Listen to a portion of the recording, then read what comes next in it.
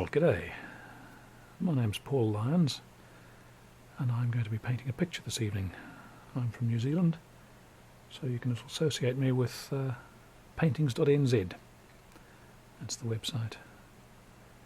And tonight we're taking a trip to Foxton Estuary.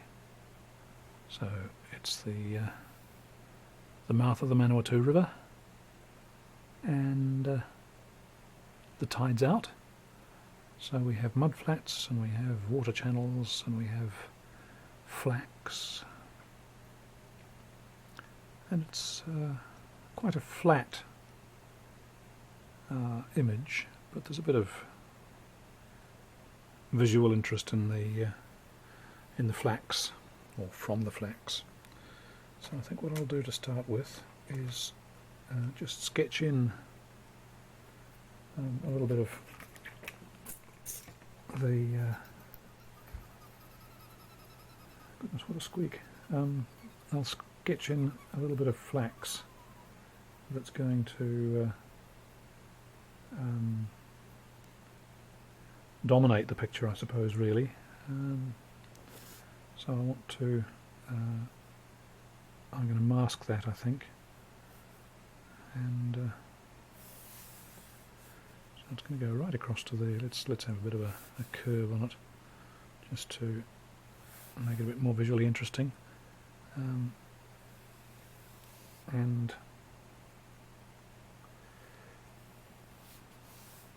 really broad towards the bottom. So that's the single dominating feature of the image, but there are going to be other bits of flax as well, and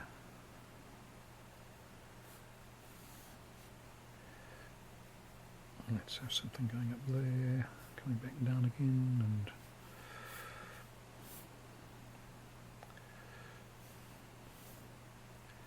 these things don't all have to be pointing in the same direction. They can be going in different directions. They don't all have to be the same width.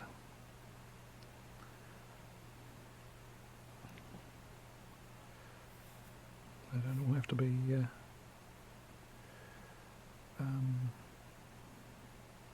straight.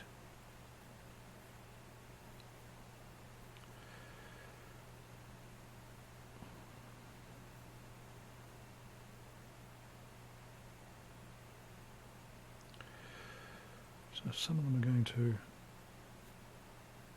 catch the sunlight. It's a sunny day. The sun is pretty much overhead, or as overhead as it gets in New Zealand, since it's what's the latitude, 40 something or other, 45 or thereabouts, I think, here. So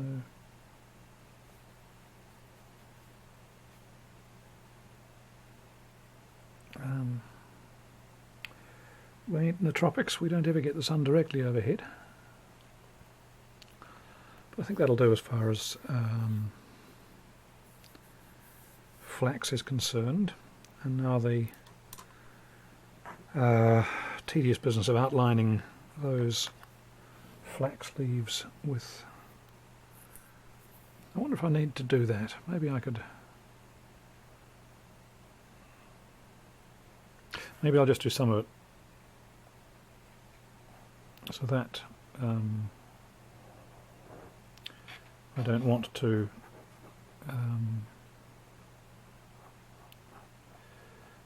be interfered with by the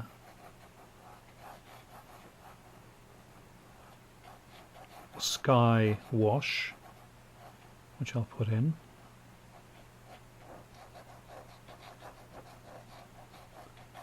So the sky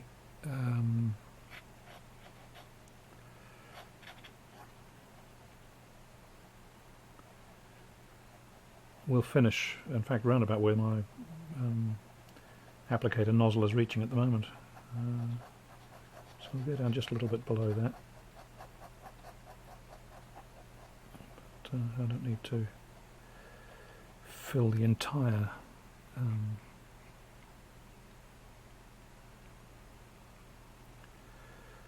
flax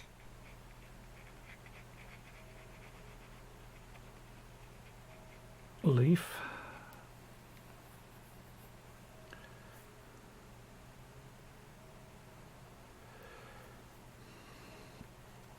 And we'll also make life easy for ourselves by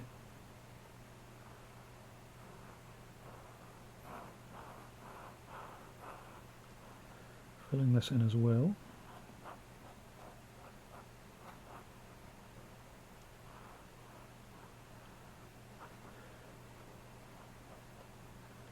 I do have quite a lot of art supplies to carry me through the lockdown period. One thing I don't have an infinite supply of is masking fluid. But this dispenser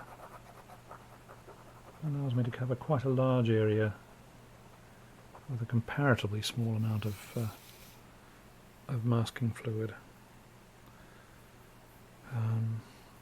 Actually, having said that, I'm going to go down as far as that only. I'm going to now change my mind. I think I'll bring the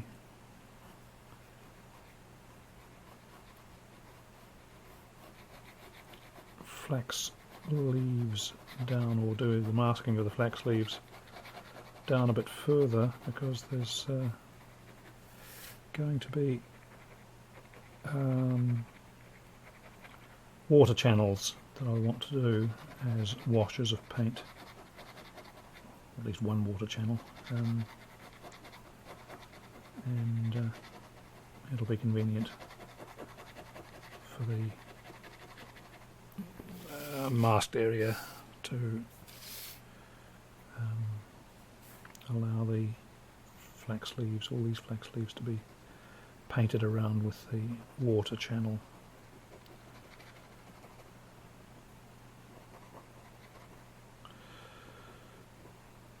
Without my having to cut in delicately. Well, I suppose I could. Just too damn lazy.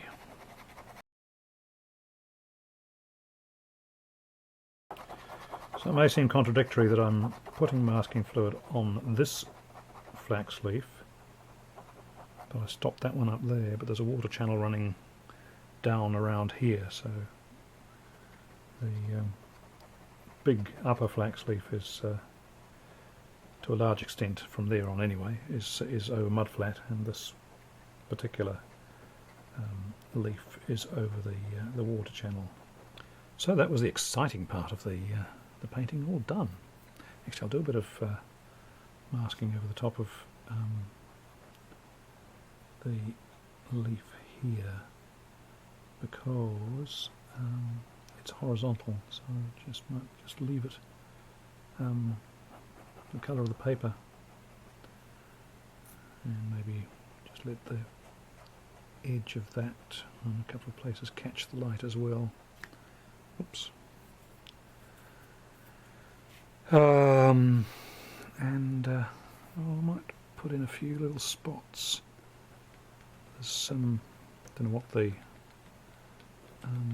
plant is in behind here, but it's got shiny leaves and they're catching the sun as well, so that should do it as far as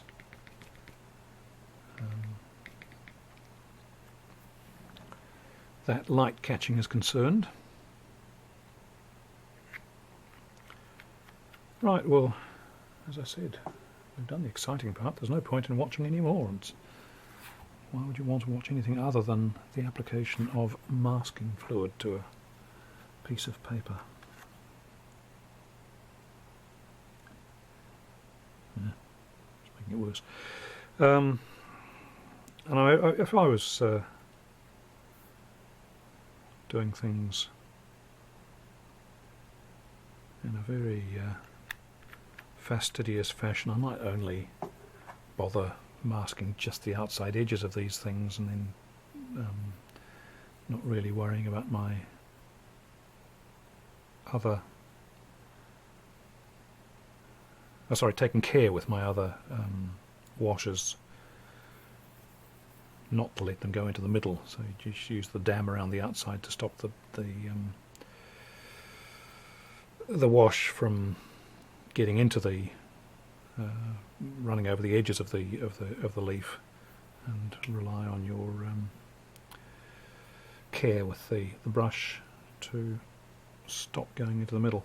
But as it turns out, I've masked the whole leaf area down this region, so we'll just try and, well, we can be fairly robust with the wash brush.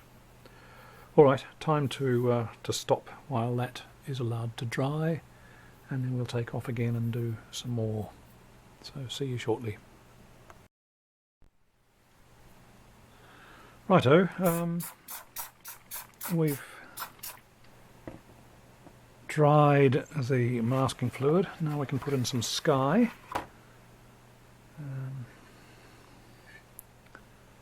Might just apply a bit of blue to that brush. It's got blue in it already, but it's very dark, dull blue. I thought I might liven the sky up a little bit with something a bit more intense.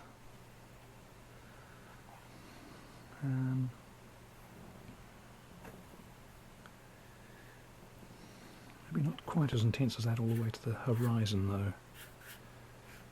Now I want sky going down as far as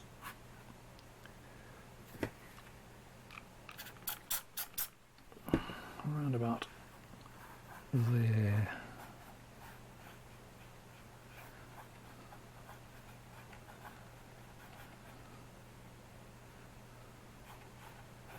Get a bit of pigment from the places that are intensely covered in pigment and move it to the lower places where I want something a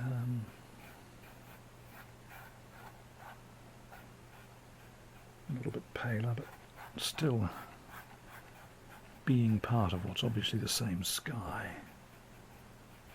Probably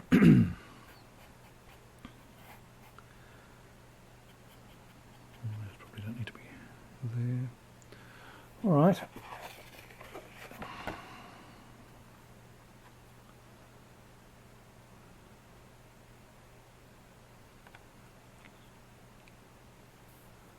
That looks vaguely like a sky, doesn't it?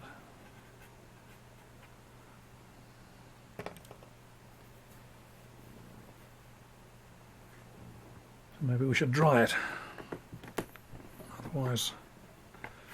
Otherwise it might rain.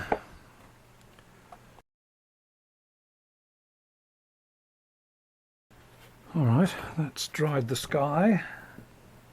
It's amazing, isn't it, how much lighter it is than this original colour was. It probably looked ridiculously dark to start with, but that's just an ordinary sort of sky colour, isn't it? Nothing special about it.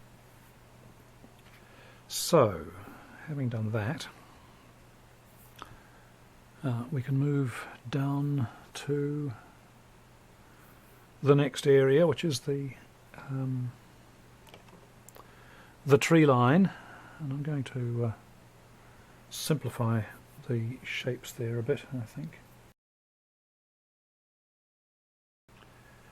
Macrocarpa, I suppose, and then there's a whole row of lower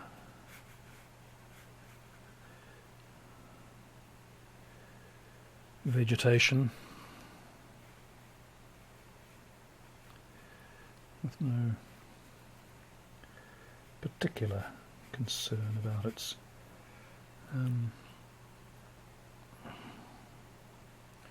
structure. Put a bit of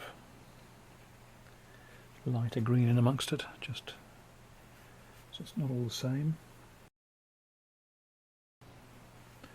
So there we are, that more or less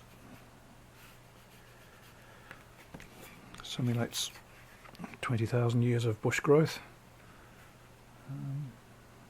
Bit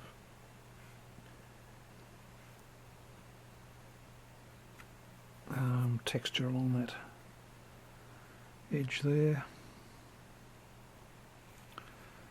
and now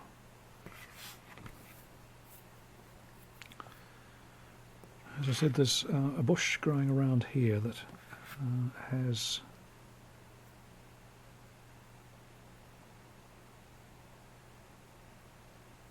sparkly leaves, and I want to indicate that with a splayed out brush, but I think I might use this little one which I've been using before, which has gone as hard as a rock on me, which is kind of useful, but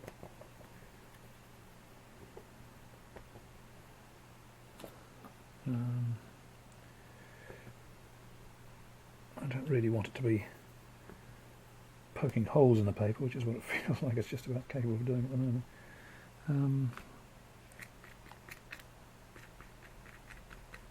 But having carefully masked this area, I've got this area unmasked, I might try to mask it with something. No, there's not enough liquid on that brush, is there, by a long shot. So we're starting off with light green.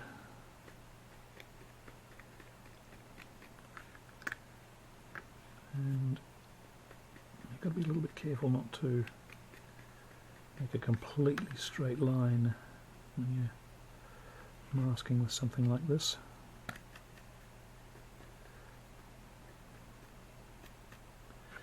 Yeah, I'm just going to have to deal with that.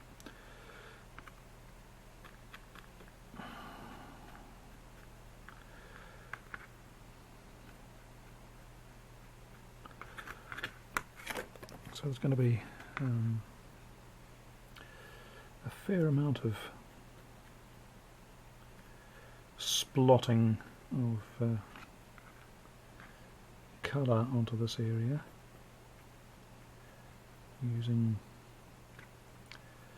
whatever I've got to hand as a mask for the edges of the flax leaves. And I want to mask the edges of the flax leaves because the flax leaves are lighter than the paint that I'm, well, not than the paint that I'm putting on at the moment, but than the leaves of the bush.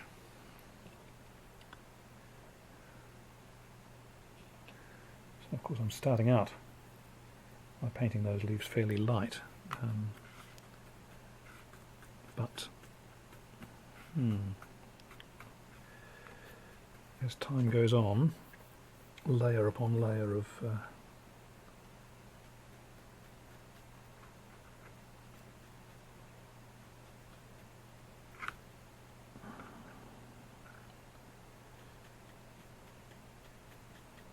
paint gets added for this bush. It's going to get darker and darker. I seem to have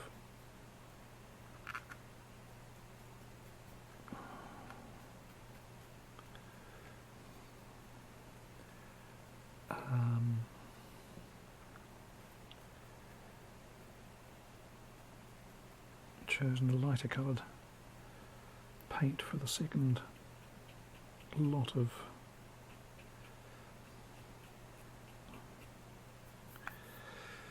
paint application. Kind of wishing I had masked now, because this is going to be comparatively tedious. I suppose I could cut some paper.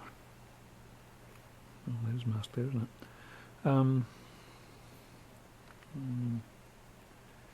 Yeah, that makes life a bit easier.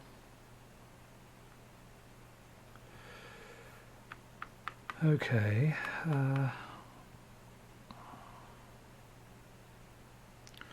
So that's the more or less the first layer of paint for that bush. So we'll dry it and then go on with another one.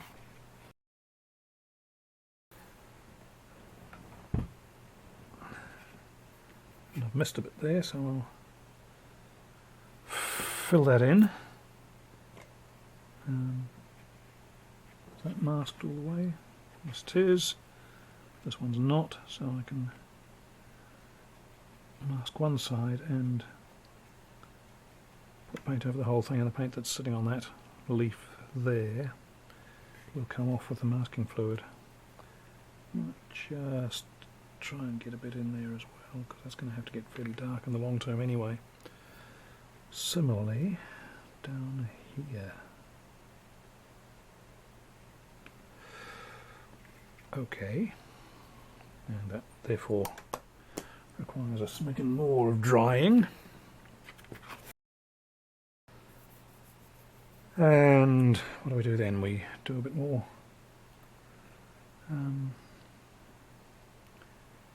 green, but a darker green. Oops, don't really want that to be wet. Start putting it down over things. All right.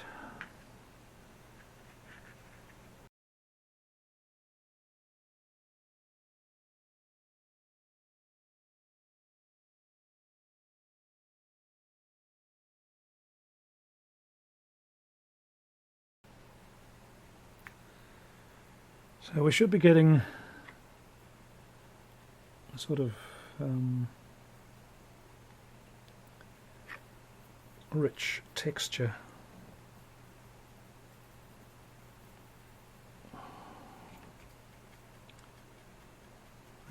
With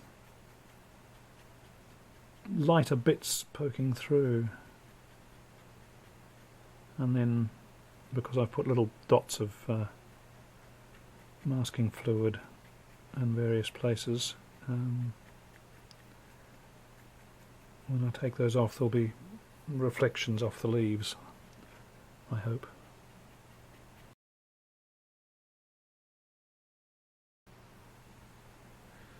So, mixing up some very dark green here, maybe even darker.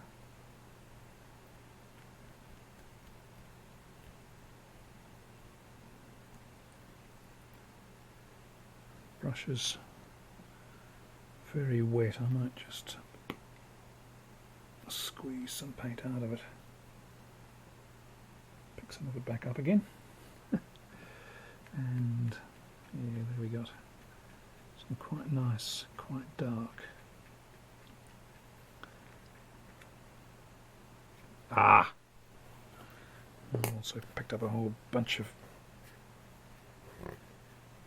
paint on the back of the credit card.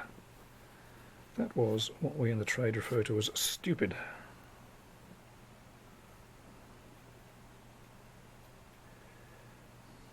I suppose you could sit there and see that it was about to happen, couldn't you?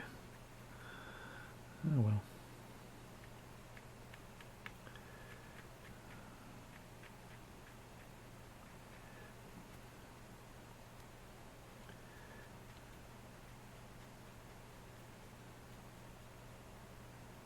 There happens to be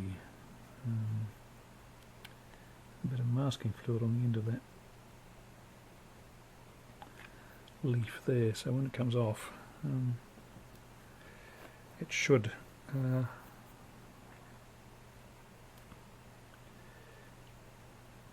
catch the sun and hopefully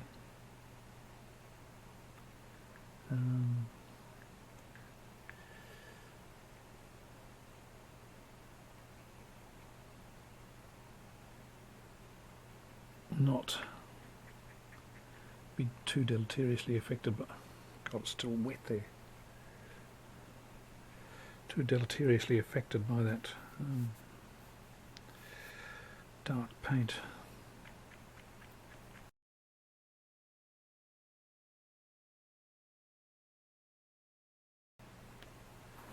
Quite convenient from the point of view of using this credit card that the edges of flax leaves are getting on for being straight lines.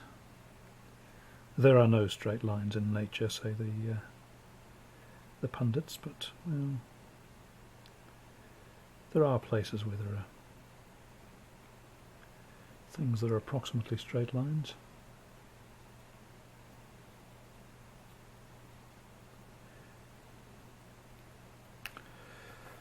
Far distant horizon on the sea, for example.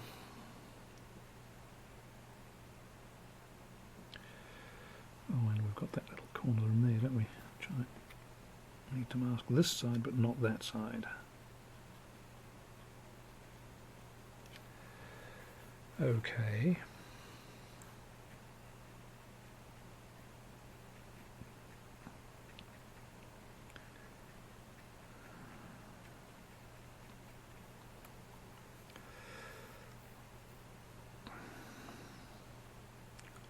Now this bush is very dark indeed.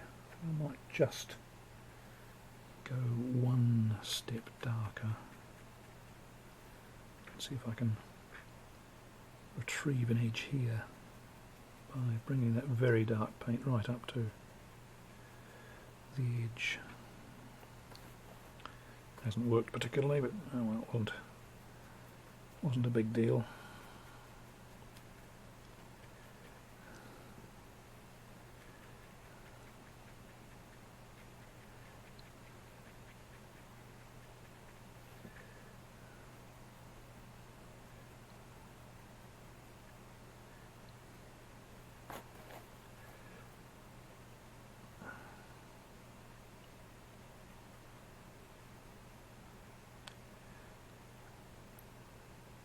Oops.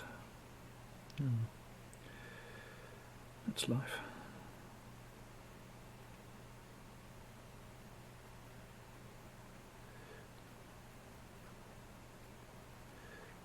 Did I do up there?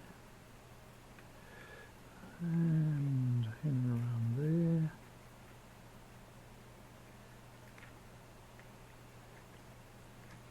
And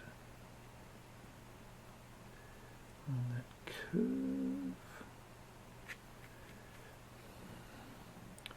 Seem to end up with that. Oh, that's yes, it's my masking fluid. So there's no point in trying to paint those little white spots because they are very carefully masked out. And just take some of this really dark paint up along there. I might stop around about now.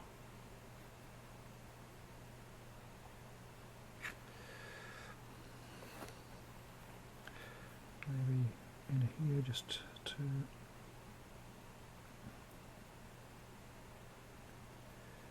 try to maintain the sense of continuity. All right, well that's going to do for that bush. It's had quite enough attention. So now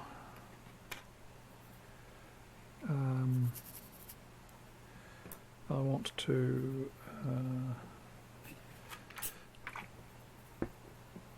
do the mud flat, I think. So what we've got up here is there's a I might actually try and put something up there, but there's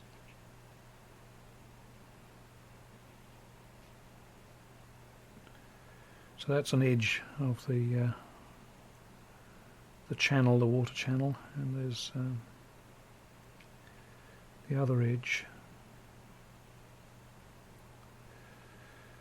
And that's basically, oh, I need to fill in down there, don't I?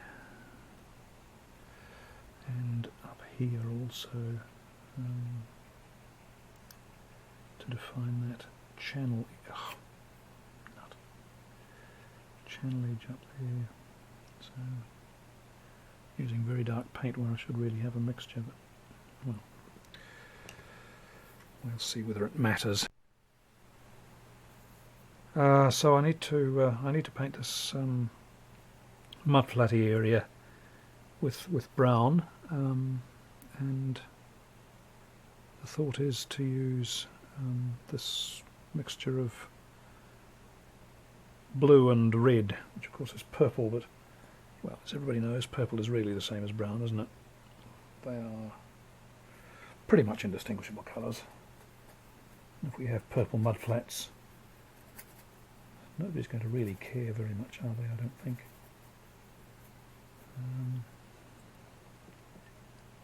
Might add a bit of yellow to them to try and take off the intensity of the colour. And now I'm going to have to try and avoid this. Perhaps I should mask that, do you think? Nah, let's be bold, shall we?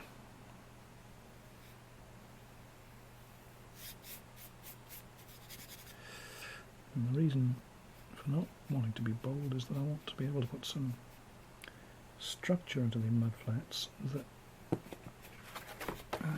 basically goes horizontally across the page, rather than these lines which result from the way that I'm moving the brush that are along the edges of the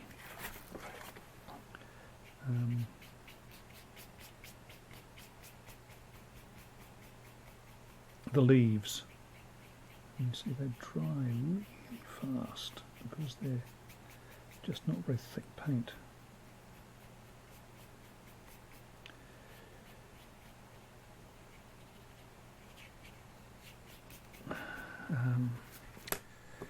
And let's see if we can find a suitable, nice clean brush that we can use to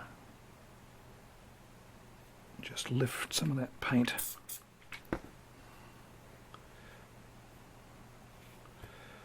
that the mudflats have a bit of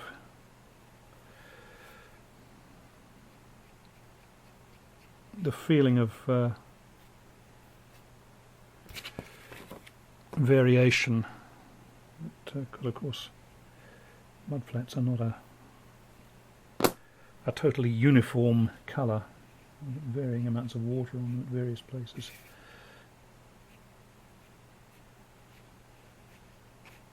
I think that's the sort of thing I want. Now, and on the other side, I might even dampen this a bit too.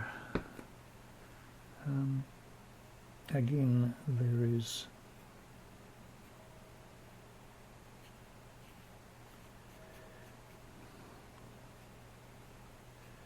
mudflat colour which we've decided is purple for no valid reason whatever.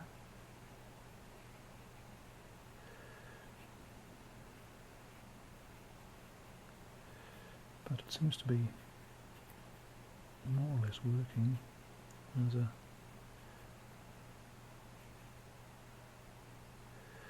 sort of nondescript colour. And again I'll apply this brush to try and lift all that, because it was so thin it's dried really fast. And I want to be able to introduce a light edge around this mudflat area, because the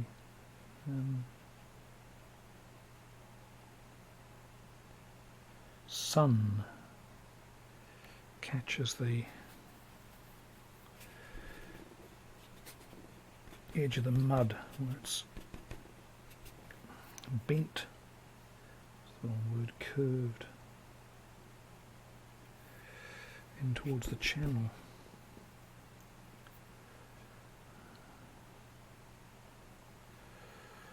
Alright, so there's streams and so on up there, so let's see if we can That's not sky colour anymore.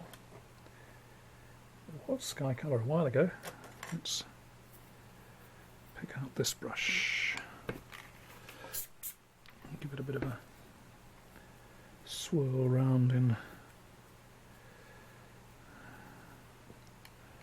that water to wet it so I can get the pigment that's in there out. Now let's see if we can wet the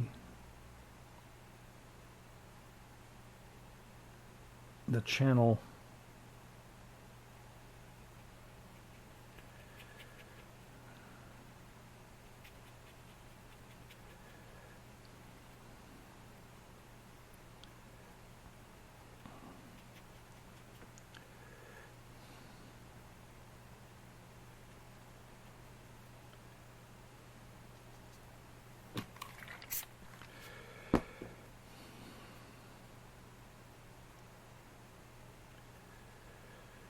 And the channel, being filled with water, is going to be reflecting the sky, which I'm reliably informed is blue.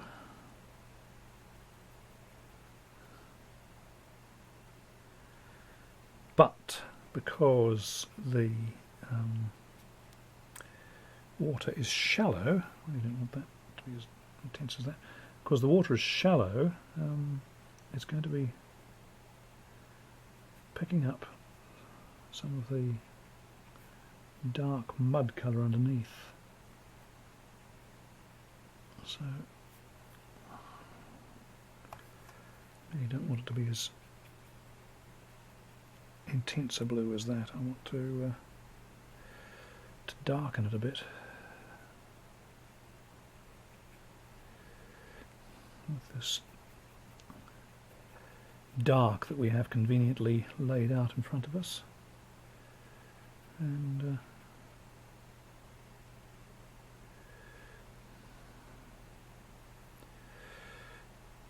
then we'll see what we can do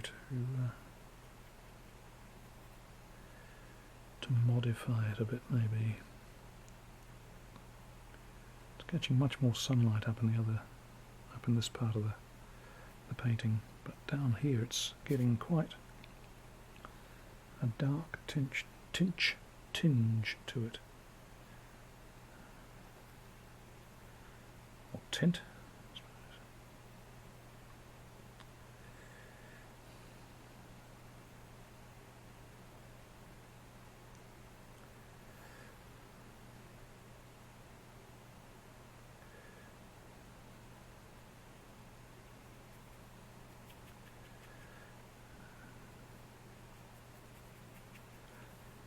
Okay, see if we can. What we're using to pick up colour with that brush there.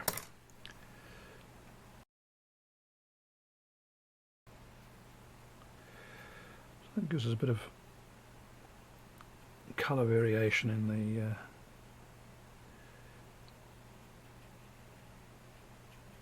there we are. Let's just blued that down a little bit.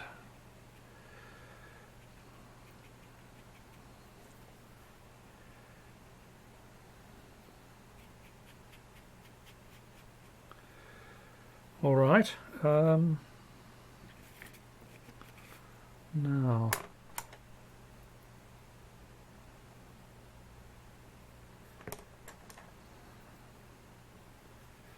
just might make that, or try to make that macrocarpa tree more dark and mysterious. If I can get this brush to go into some sort of a point. I know it's been convenient for me to have it all splayed out up till now, but now I want it to be a point. There we go, so wetting it helps a lot, of course.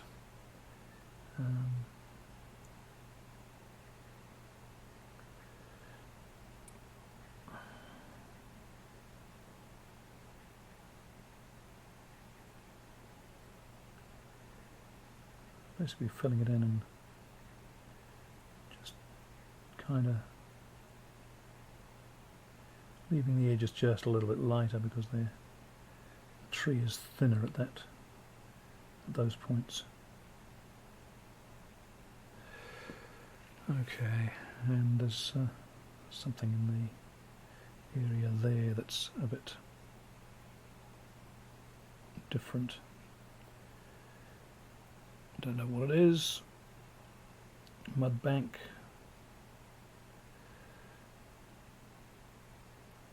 Rusty old submarine left after the Second World War. Who knows what it is? But,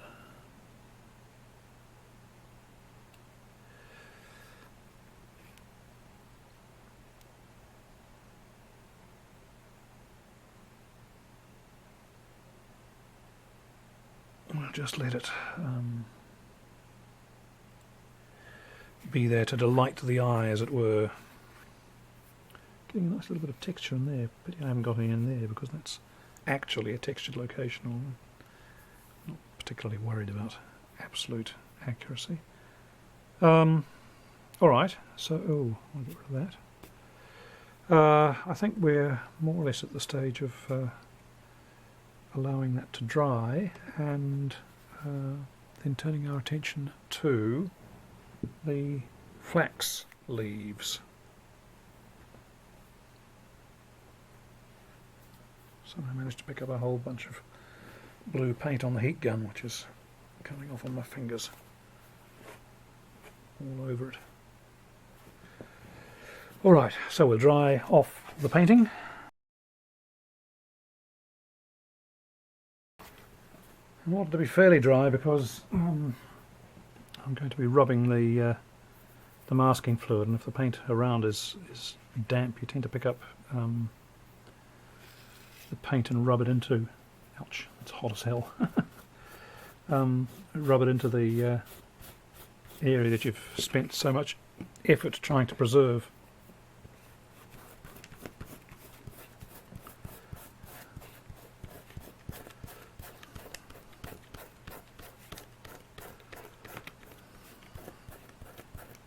I'll turn the camera off.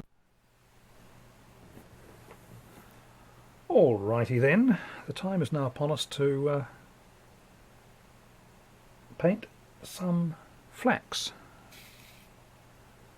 So, without further ado,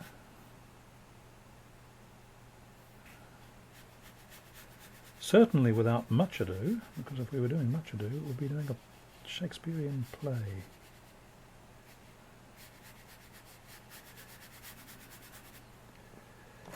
Now let's have a bit of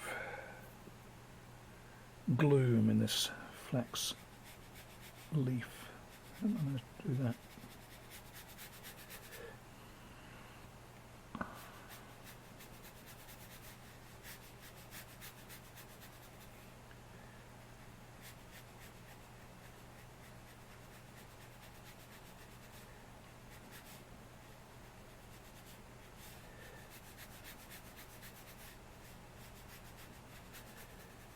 These flax leaves are quite dark, but they're also transparent, so we're getting some light coming through these leaves, but at the ends where they're all sort of bunched together, they're a bit darker.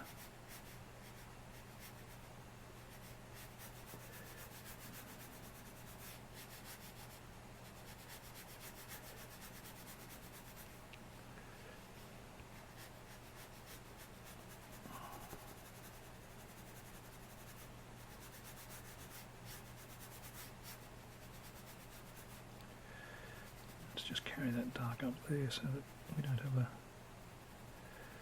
a white line. Alright, that's those two done.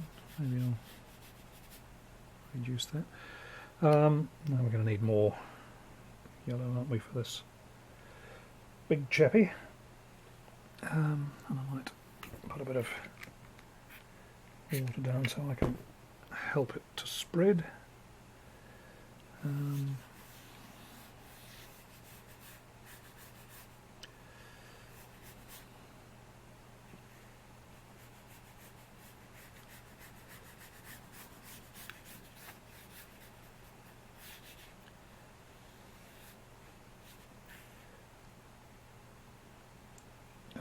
good brushes that come to a point and hold a lot of water.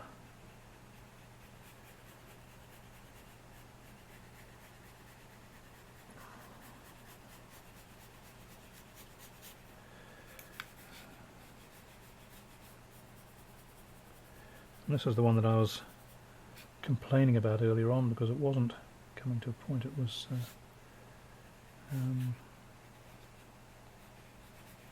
bunching up. But get enough liquid in it, it'll be fine.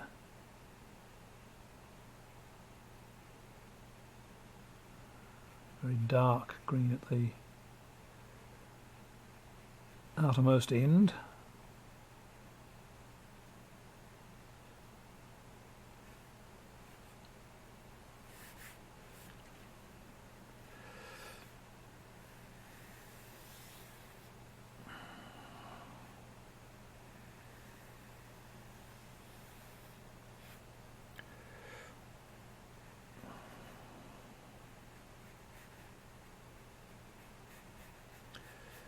And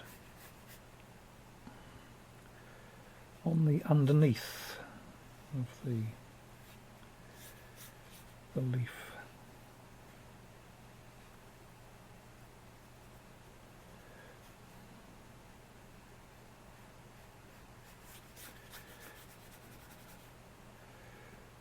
so this is I suppose bigger and older and thicker than the other leaves. Not that I'm suggesting that when things get old they become thick.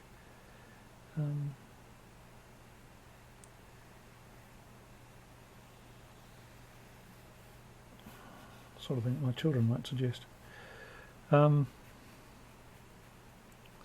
it's darker, but it's not completely dark, so we've got the influence of that yellow underneath, just influencing, oh, I've said that already, informing, shall we say, the dark that I'm adding. Okay, and I wonder whether I should have put the point of that up on the other side of that big leaf, but too late to do that now.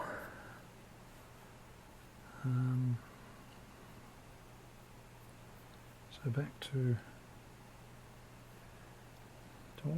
I'll try doing something else, I think, rather than that other leaf that's coming up to join or cross or intersect with the one I've just painted.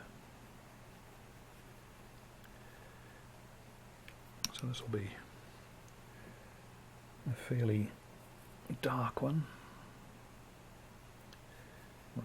It needs to be a fairly dark one, but since I put on quite a thick layer of yellow, it's going to have to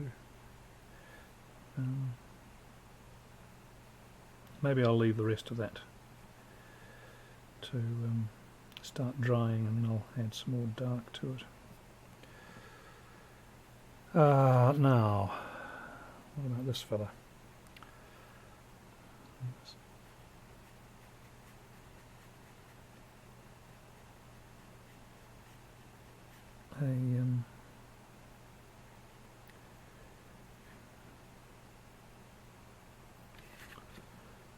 Place on the end where I thought I had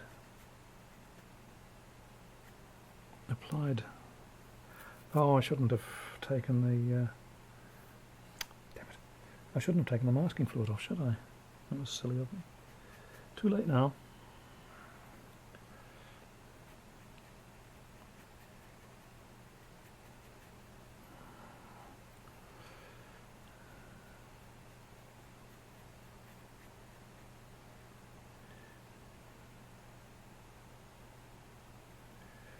Why I don't just use these long strokes all the time. All this scrubbing backwards and forwards doesn't really help at all.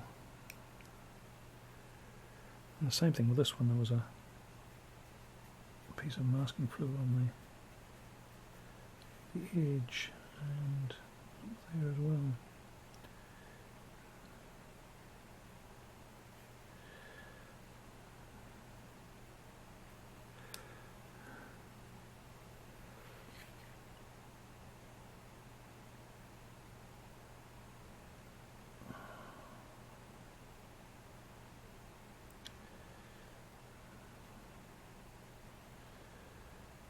No.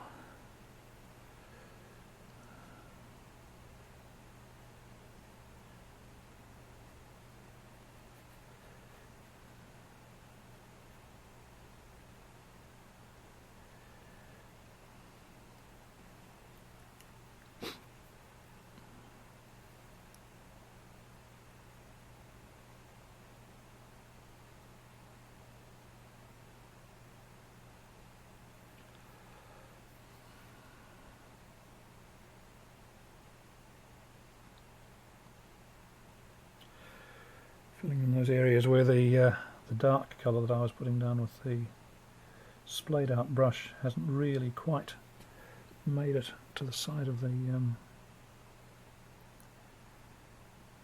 flax leaves. So, solution, make the flax leaves a bit fatter.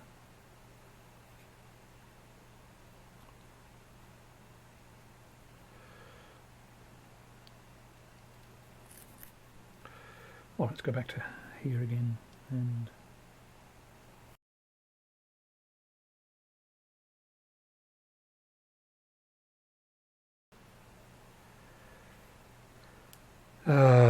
now we've got 2 more flax leaves to go.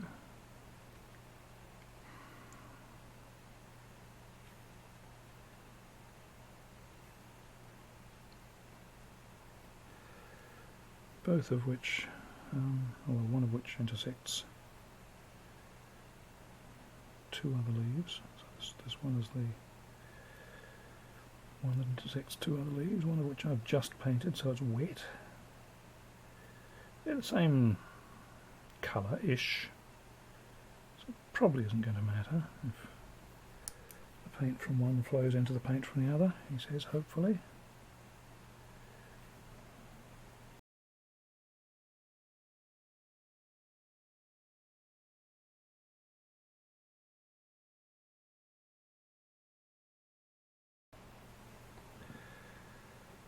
Okay, now I think I might just try and knock back some of these reflections. They're just a little bit distracting, so I'll just put a bit of yellow over them, and I imagine the yellow is going to largely disappear over the dark areas.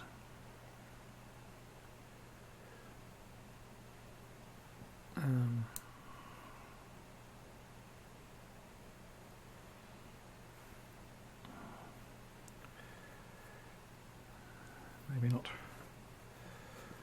completely, but yeah.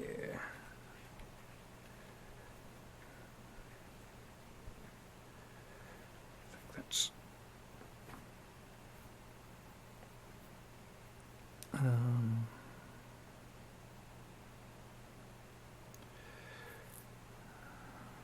stop them from being quite so intrusive.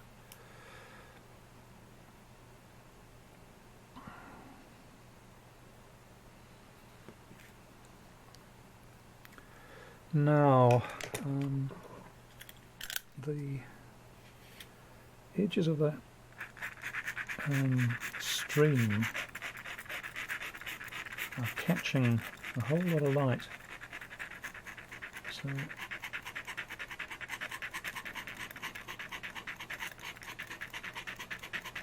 let's try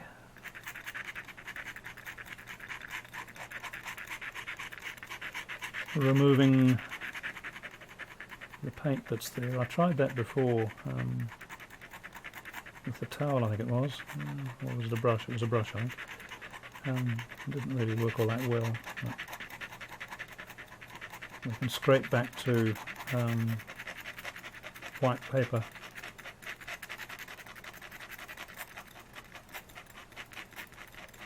And if I'm careful, I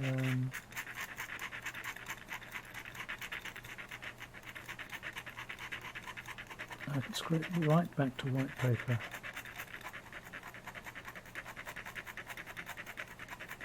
On the edge. And just effectively sort of hatching, cross-hatching type of effect, a little bit further up on the mud bank, so that right at the edge it's very light and reflective, and up higher the reflectivity will be just slightly less. So we'll get some sort of gradation. I won't brush that off just yet because the paint is still wet on the leaves. And then there's a whole area up here where the same sort of thing is happening. And it really brings out the distinction between the water and the mud flats.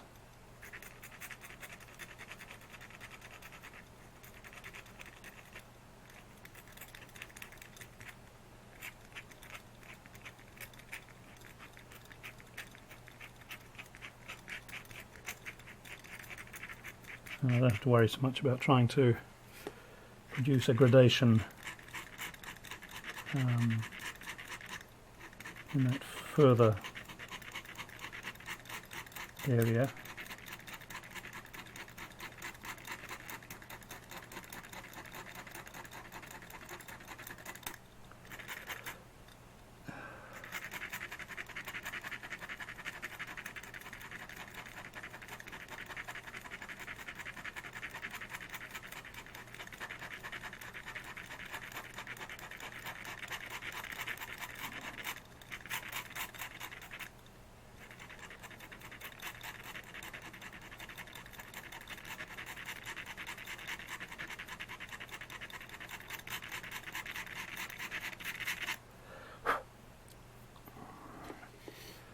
And around here as well.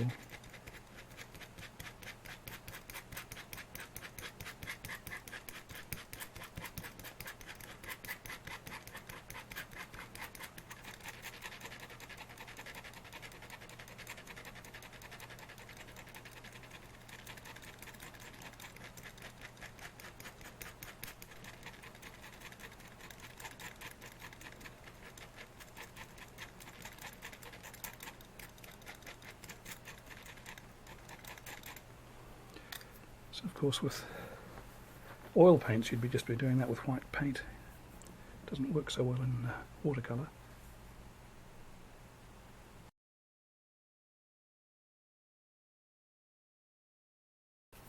In fact there's quite a lot of exposed mud on the other side that's catching the light, which I don't seem to have recognised when I was putting the paint down.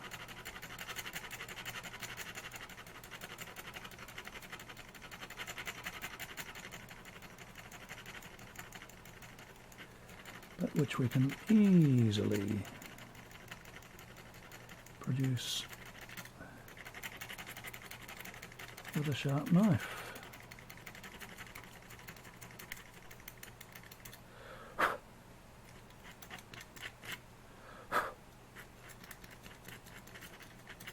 And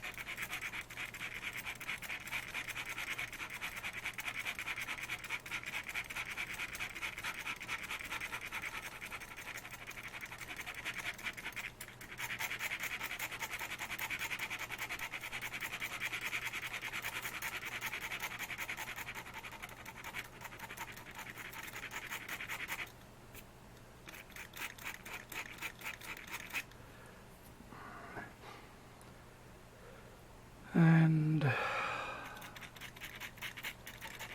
kind of feeling as though it's probably around about time I should stop messing around like this.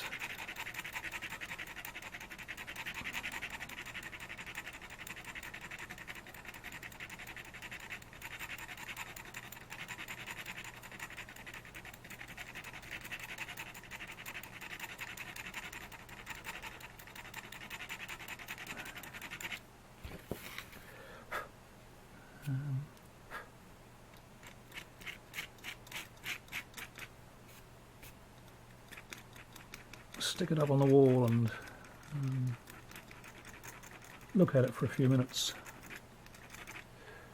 So I'll do that, and if I feel I need to,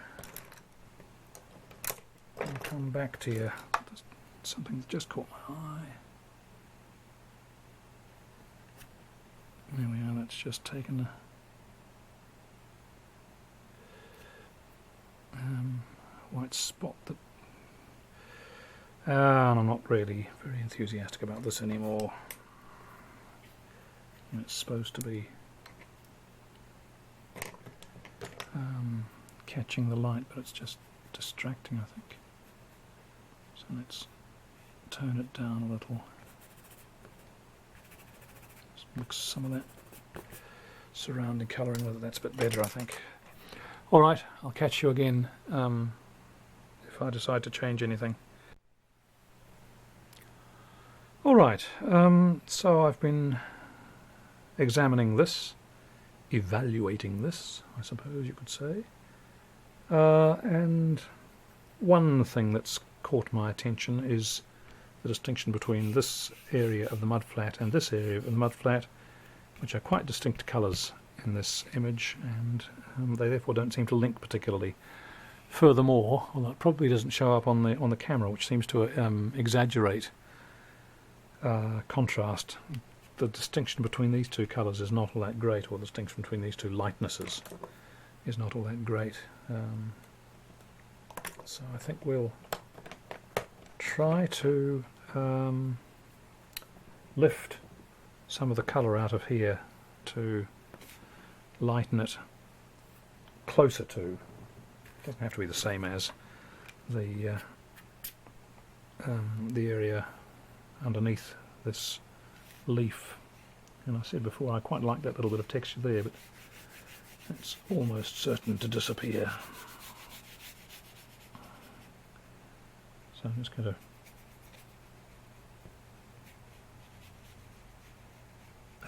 wet the area.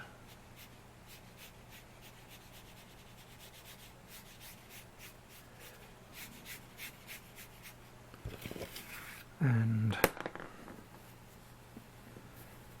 goodness, I really must wash that towel. Absolutely filthy.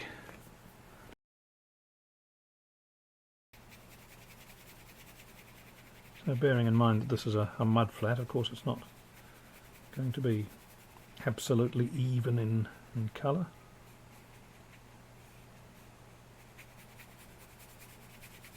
So we can stand to have the occasional lighter or darker strip across it.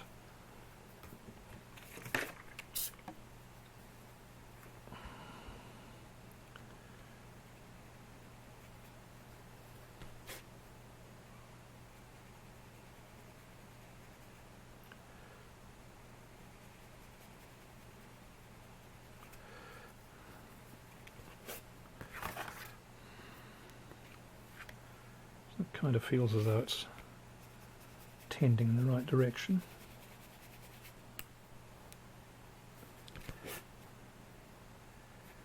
We can add a bit of the colour from one side to the other, just to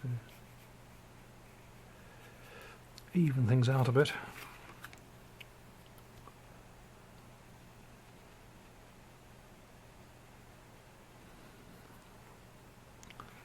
I seem to have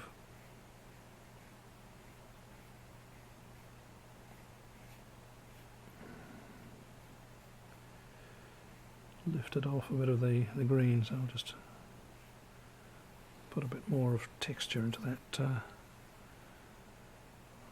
green leaf.